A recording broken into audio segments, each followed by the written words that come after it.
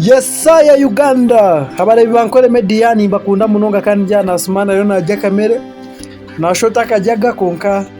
ntubatuine kumureka gakore cyako basa kubugundwa kwatera kamera kandi ayine kugira amana so amakuru agagwaho nantari wo gabahisha heji akuba sejerize nanka yabingana kugira ngo part tubanze tutekeho part B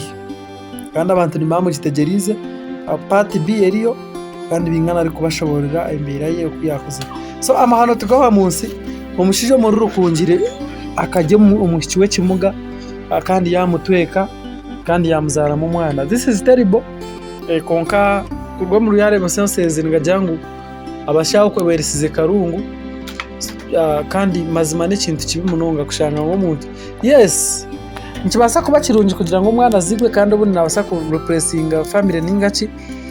but for sure ikintu kirungi nkamakuru agagangwaho atiga kwisa mukoro kitini sako umuntu atine mikono n'amaguru so nchibani chimaisa ngo maybe mu kwasire kifuba and kandi echo nchiba kitabonera na munonga omishoga bantu abakureba kandi n'abantu abakureba isoko sheme kuba netambura kugira ngo ikintu kishime kuba kitambura cyanci basa kutambura umburungi bwacu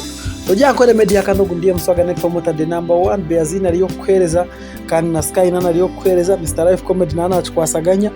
n'abandi kandi ntongera kukuterera so agane ngo makuru agariho muri rukungiri kandi bashanga mutanti Mr Rukungiri promoter Nicholas kinkumanya ikibiriho kitamazima ubwo mwana uza kushanga ko mushija nko gwe na parking anenzirusi kawe ari ibiremboga yabyata waraye imvazo bakiriya so mu subscribing am sharing kandi akono ka story kit short story kandi yagwaho right about now rukungiri mwarukemu jabes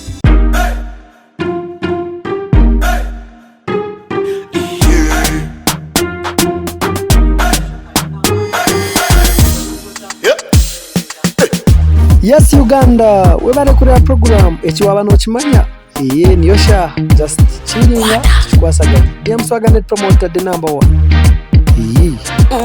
kulubuta selector kulubuta ningale kale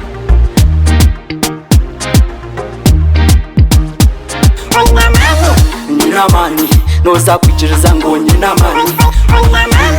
nina mani noza kukakasa ngo nina mani